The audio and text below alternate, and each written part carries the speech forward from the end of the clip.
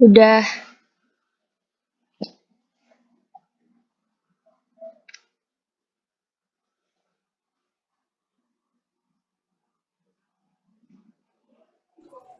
Assalamualaikum warahmatullahi wabarakatuh.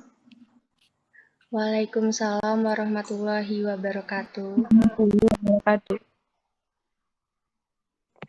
Today, my partner and I would like to present our discussion about an analysis of generative grammar, verb phrases in Jakarta Post News. Obama returns to White House to talk healthcare law with Biden. The first material will be done for Evina Meta. Evina Meta, time is yours. Okay, number 1, introduction. In the period from the mid-1950 to the mid-1960, Chomsky established a set of objectives for theoretical linguistics which subsequently he himself has consistently sought to attain, and which have continued to direct the course of research for many linguists to the present day.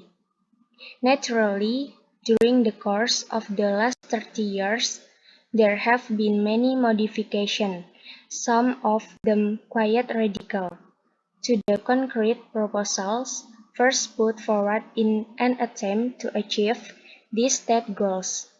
And there have also been shifts of focus from one objective to another as work has progressed, and previously answerable questions have become tractable in the light of new discoveries. Next, number 2, verb phrase. A verb phrase is a group of words that includes the main verb and its modifiers, which are called auxiliary helping verbs. The main verbs hold information about the event or activity that is being referred to, and the auxiliary verbs add meaning by relating to the time or modality of the phrase. A verb phrase is a part of sentence that is composed of a verb and its dependents, which can be object, complements, adverb, or other modifier. The structure of the verb phrase can affect the subject, tense, and mood of sentence. The structure can be altered by the use of different types of auxiliary verbs. Jadi, verb phrase adalah sekelompok kata yang mencangkup kata kerja utama dan pengubahnya yang disebut dengan kata kerja bantu atau helping. Kata kerja utama menyimpan informasi tentang peristiwa atau kegiatan yang dirujuk, dan kata kerja bantu menambah makna dengan mengaitkan waktu atau modalitas frasa. Verb phrase adalah bagian dari kalimat yang tersusun dari verb dan turunannya, yang dapat berupa objek, komplement, adverb, atau pengubah lainnya. Next, number 3, generative grammar. Generative grammar considers grammar as a system of rules that generate exactly those combination of words that form grammatical sentences in a given language.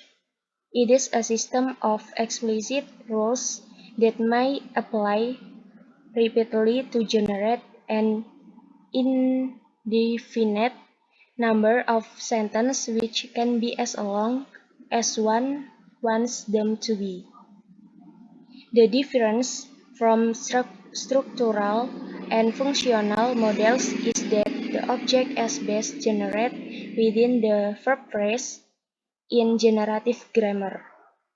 This purportedly cognitive structure is thought of as being a part of universal grammar. A syntactic structure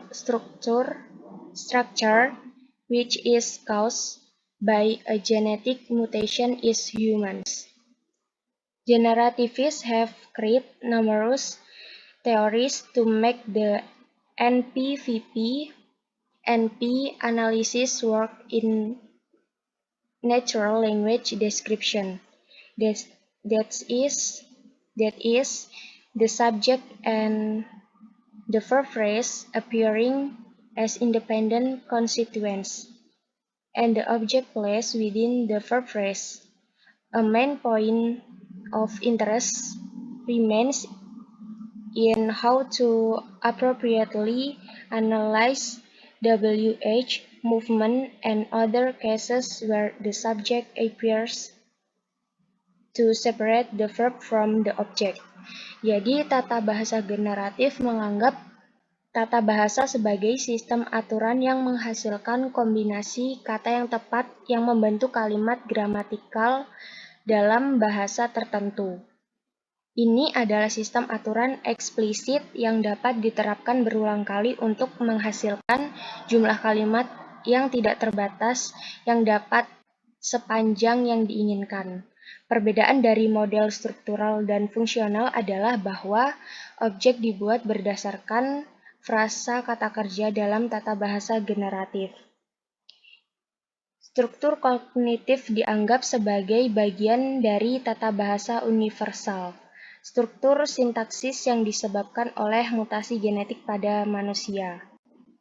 Generativis telah menciptakan banyak teori untuk membuat analisis NP, VP, atau NP bekerja dalam deskripsi bahasa alami.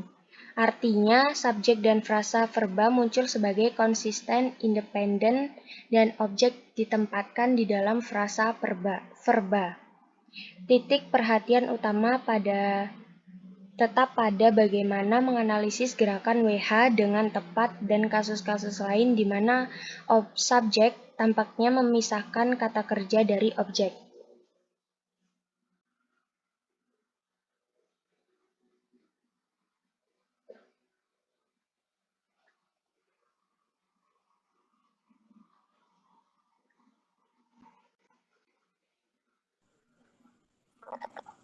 Okay, the next material will be delivered by me.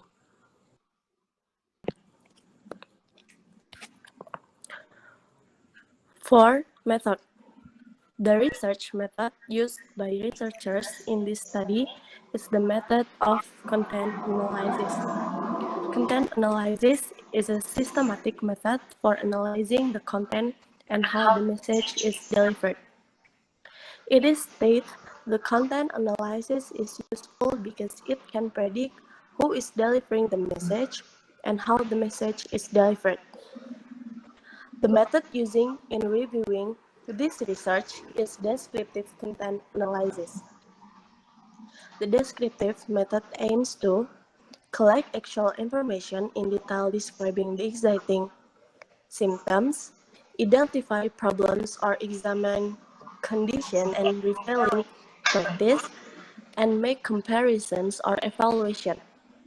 Descriptive research not only describes analytical, but also combines synthesis. 5. Finding and discussion. Obama returns to White House to tout healthcare law with Biden. Jadi, untuk rumus generatif grammar sendiri itu adalah main or auxiliary verb yang diikuti dengan komplement. Yang pertama, these are some of the verb phrases we found from the article. Jadi ini ada beberapa verb phrases yang kita temuin dari artikel tersebut. Yang pertama, former President Barack Obama will return to the White House on Tuesday. Jadi, will di sini berfungsi sebagai auxiliary verb dan return sebagai main verb, lalu diikuti komplement to the White House. Selanjutnya, which would bring Biden's legislative agenda to a halt. Would sebagai auxiliary verb, bring sebagai main verb, lalu diikuti komplement Biden's legislative agenda to a halt. Selanjutnya, will unveil a measure on Tuesday by Wednesday. will yang berfungsi sebagai auxiliary verb, unveil sebagai main verb yang diikuti complement a measure on Tuesday. Selanjutnya, healthcare has helped Democrats politically. Has di sini berfungsi sebagai auxiliary verb, help yang berfungsi sebagai main verb, lalu diikuti complement Democrats politically. Selanjutnya ada fail to repel it. To yang berfungsi sebagai auxiliary verb, repel berfungsi sebagai main verb, dan diikuti oleh complement it. Next, they will talk about events world blank blank blank. Will yang berfungsi sebagai auxiliary verb, main verbnya adalah talk yang diikuti oleh complement about events. Selanjutnya, has made it impossible. Has yang berfungsi sebagai auxiliary verb, sedangkan made sebagai main verb, dan diikuti complement it impossible. Selanjutnya, to use the premium tax credit. To sebagai auxiliary verb, sedangkan use sebagai main verb, yang diikuti complement premium tax credit. Yang terakhir ada to purchase and affordable. To sebagai auxiliary verb dan purchase sebagai main, yang diikuti complement unaffordable.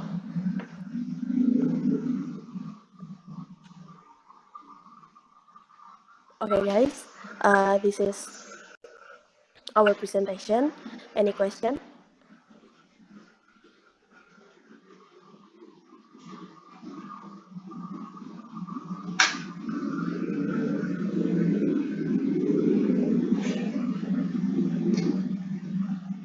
Any question? Or is it enough? Sepertinya sudah cukup jelas.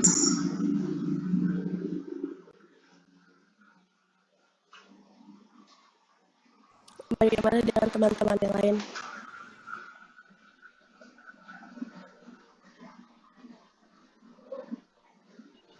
Sudah cukup. Sudah cukup sih.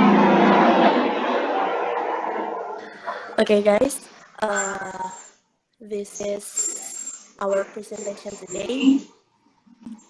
Thank you for your very nice attention and your time. Sorry for our mistake. Class I say wassalamualaikum warahmatullahi wabarakatuh. Waalaikumsalam warahmatullahi wabarakatuh. Waalaikumsalam warahmatullahi wabarakatuh.